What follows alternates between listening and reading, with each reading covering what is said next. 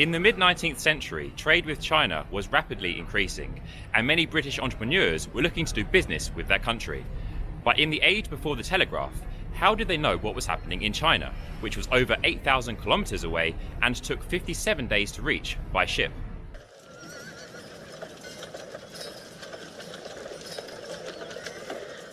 Likewise, how did British expats living in China find out what was happening in their home country of Britain? In November 1858, two new newspapers, the China Express and the China Telegraph, were launched to solve these issues. The headquarters of the newspaper was based here at 7 George Yard, Lombard Street, and on the front page of the first issue, on the 25th of November 1858, they stated their mission clearly. These new newspapers would be devoted to fully chronicling events in this country in connection with China, and that they shall be more exclusively devoted to the commercial interests of that part of the world. The time of the launch of these two newspapers came at a turning point in Sino-British relations. The Qing dynasty had finally opened its doors to foreign commerce, with the Treaty of Nanjing in 1842 establishing 5 treaty ports for foreign trade and leasing the island of Hong Kong to Britain. Moreover, the imminent Treaty of Tianjin and Convention of Beijing, signed in 1860, were set to further open up the Chinese market for foreign trade. Thus, to satisfy the needs of British businessmen seeking market intelligence on China, many papers began to increase their reporting of China. For example, the newspaper Home News, which provided a summary of European intelligence for India and the colonies, updated its name from January 1859 to include the word China and began collating news on that country. Yet, for such newspapers, China still remained just one part of the news that they covered. In contrast, the China Express and the China Telegraph had been founded with the explicit purpose of reporting news almost exclusively from China. The two newspapers were sister papers, but both had a different, although linked, audience. The first, the China Telegraph, was to be distributed fortnightly in Britain and would contain a summary of all recent news from China, ranging from commercial activity to political developments. The news stories would be written in China and then travel back to Britain from China aboard steamships that were carrying homeward mail. Because the average travel time of a mail ship between Shanghai and London at the time was 57 days, the news stories that the public in London would have read would have almost been 2 months out of date by the time they got their hands on them. For example, on October the 16th, 1860, the paper contained a progress update from the Third China War from their special correspondent. Yet, the report was written on August the 12th, almost 2 months prior to the date of the publication of the paper. Between the writing of the report and the date of the paper's arrival in Britain, the British forces had captured the Taku forts, invaded Beijing, and burnt the Summer Palace. British readers would have to wait another 2 months for this news. The China Express, on the other hand, was the reverse of the former. It was distributed in China, as well as other East Asian nations such as Japan, and would keep readers as up to date as possible with all recent news in Britain relating to China. The first edition of the China Express contained the unfortunate mistake of having the Chinese name of the paper, Xinwenzhi, which literally translates to newspaper, printed upside down. Fortunately, this was rectified by the second issue. Whilst the China Telegraph would have been widely available at news vendors across Britain, residents in China would have to contact an agent based in the country to get access to the China Express. For example, those residing in Shanghai would have to contact the H. Fogg & Co. agency to initiate their subscription. The price of the subscription in the early 1860s was 18 shillings a year, which roughly equates to about 55 Great British pounds in 2021. This did not cover the postage, which would have to be paid by the subscriber themselves. Subscribing also carried other benefits. For example, in the January 13th, 1860 issue of the London and China Telegraph, subscribers were offered a map of the Far East with statistics of British trade with China for the previous decade. Within the 32 pages of each newspaper, readers would discover a wide variety of news stories which covered all aspects of China, including the coverage of many events which would not be seen in other newspapers. News reports covered events such as the flooding of Tianjin, which would have directly impacted the foreign community living there. Also covered were the diplomatic relations of the Chinese government with other nations. One example, seen here in an issue from September 1874, concerns a Chinese treaty with the South American nation Peru to regulate the traffic of Chinese coolies to that country. Coolies were 19th century Chinese labourers who were often kidnapped or detained against their will and forced to work abroad in terrible conditions for meagre pay. Their situation in Peru would not have been too different from slave labour, and regulating the exploitation of Chinese coolies in Peru was seen as a humanistic cause by the London and China Telegraph. Because they acted as compendiums for all China-related news, both the China Express and the China Telegraph often provided summaries of the news contained within some of China's local English newspapers that were aimed at the foreigners living in China. Prominent among these was the North China Herald, which was published in Shanghai for over a century, from August 1850 to March 1851. The China Telegraph's reporting on the Marjorie affair in China in 1875 was sourced from the China Herald. Both the China Express and China Telegraph also provided translations of the most prominent Chinese newspaper of the period, the Beijing Gazette, which was a local Chinese newspaper that reported on news throughout the Qing Empire.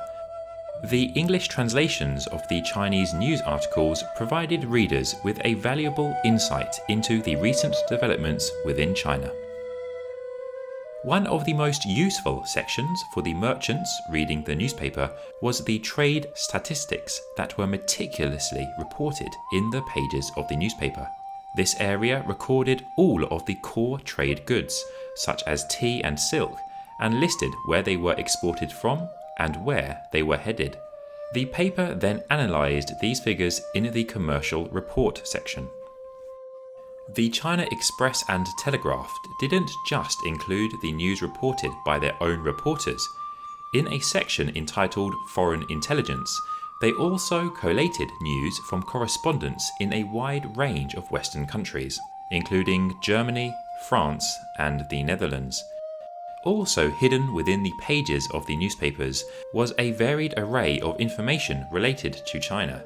This included a list of all the British passengers who had travelled in and out of China over the last fortnight, as well as a bulletin on the movements of all of the ships that were transporting goods and passengers between East Asia and the rest of the world. Also provided was a record of the births, marriages and deaths of British people in China over the last 2 weeks. Perhaps surprisingly, a review of recent Chinese literature was also to be found. Due to the wide range of readers of the newspaper and the fact that it was linked to international trade, the advertisements within the paper were extremely varied. This edition from January 1875 included advertisements for British-based engineering companies, French perfume shops, and textile merchants importing from India. By the early 1870s, the two newspapers had relocated their offices to here at 2 Cowper's Court on Cornhill. The price of the subscription to the China Telegraph was now £2 and 2 shillings per year, which is roughly 130 Great British pounds in 2021. This is over double the original subscription price when the newspaper began in 1858. The price of the annual subscription to the China Express, on the other hand, had now risen to £3 and 3 shillings, which equates to almost £200 in 2021 prices. The 1870s was also the decade that reporting on China was revolutionised by the development of the electric telegraph.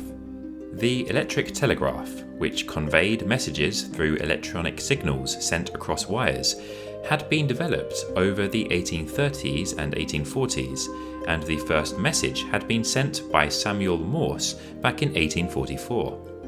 In the early years, the telegraph was incapable of conveying entire news stories, and could only send simple phrases. Therefore, initially, the technology was merely used to rapidly send urgent messages. For example, in one famous early case in London in 1845, the telegraph was used to alert Paddington train station that there was a murderer who would imminently arrive by train at the station, and that he should be apprehended on arrival. The first public telegraph company, the Electric Telegraph Company, was established in Britain in 1846, with its headquarters here in Founders Court behind the Bank of England.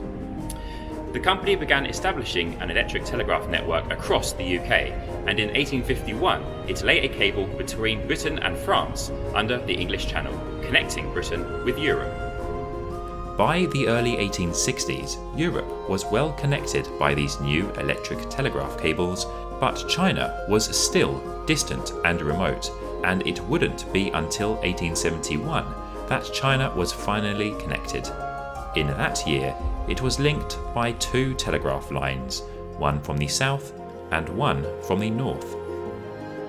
The northern telegraph route was an overland one, which travelled across the Russian Empire. The city of Tomsk had been linked in 1863, followed by Irkutsk in 1864. Before China was fully connected by the telegraph, news that had reached Russia by travelling overland from China was conveyed back to Europe through these telegraph stations. For example, news of the fall of the Taiping capital at Nanjing in 1864 reached Europe first by travelling along the Siberian telegraph line. The final section of the Northern Telegraph Line was built by the Danish company, the Great Northern China and Japan Extension Telegraph Company, which was given the contract to install the line across Siberia by the Tsars of Russia.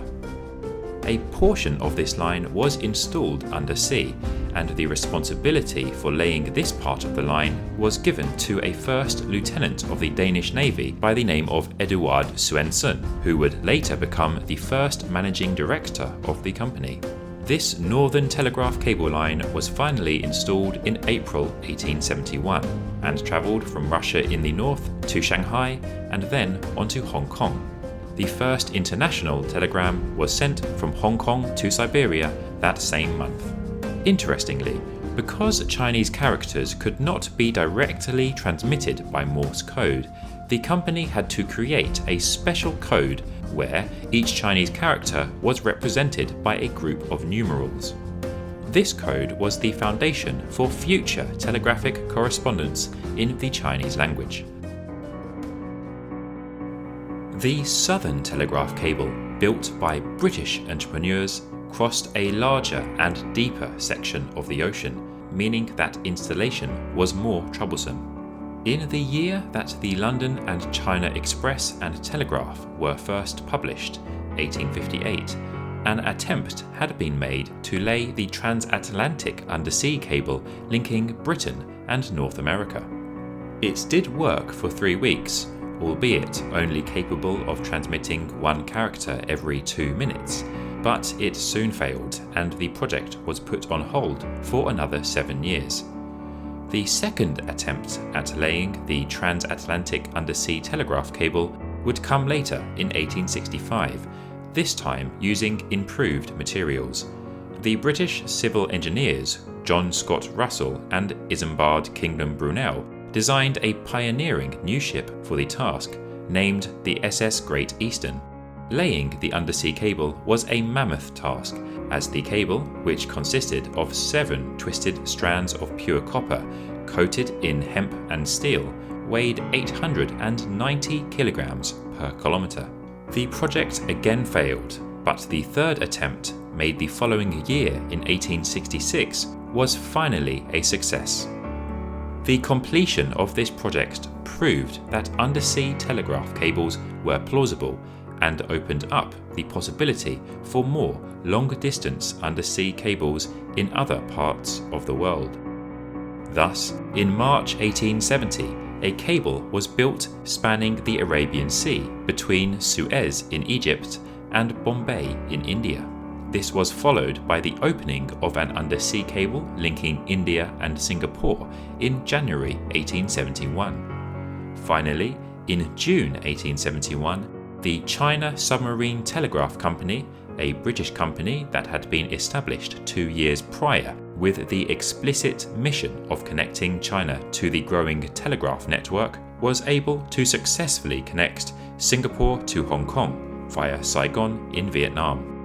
Soon after, the first telegram between Hong Kong and London was sent in June 1871. This is an example of a telegram sent via the China Submarine Telegraph Company's lines between San Francisco and Hong Kong in 1875. Telegrams at the time were rather limited and could only convey very basic information, and also required trained coders who were able to send the Morse code message. This is an advertisement for the newly opened telegraph line in the July 17, 1871 edition of the China Telegraph. As you can see, it was not only extremely expensive, but also very limited in its capacity. Therefore, the impact of the opening of the telegraph line on the China Express and Telegraph was slight at first, with the simple addition in each issue of a small section listing several latest telegrams. These short telegrams typically just highlighted some breaking developments that had occurred as the paper went to print, such as the emergence of typhoons in the region which might affect ship traffic, or a recent political development with the potential to cause significant upheaval, such as an assassination. Examples of each of these can be seen here in the October 1874 edition of the London and China Telegraph. In general, the lengthy stories were still sent by post, and so the time lag on reporting still existed. It should be noted that neither the Great Northern Telegraph Company nor the China Submarine Telegraph Company, the latter of which had merged with several other British telegraph companies to form the Eastern Extension, Australasia and China Telegraph Company in 1873, had any formal agreements with the Ting government for the installation of the cables. It wasn't until over 2 decades later, in 1896, that a formal agreement was made on how profits from the cables would be divided between the operating companies and the Ting government. The following year, in 1897, the Great Northern secured the exclusive rights to handle Chinese government cable traffic. In January 1908, the 2 original telegraph companies, along with the American-owned Commercial Cable Telegraph Company, opened their new headquarters in the Telegraph Building on the Shanghai Bund. Throughout the 1870s, the capacity of the electronic telegraph lines in China was greatly increased, and by the 1880s, virtually all of the news stories coming out of China were transmitted back to Europe and America by telegram. Therefore, British businessmen in London could get almost instant reporting on news stories in China.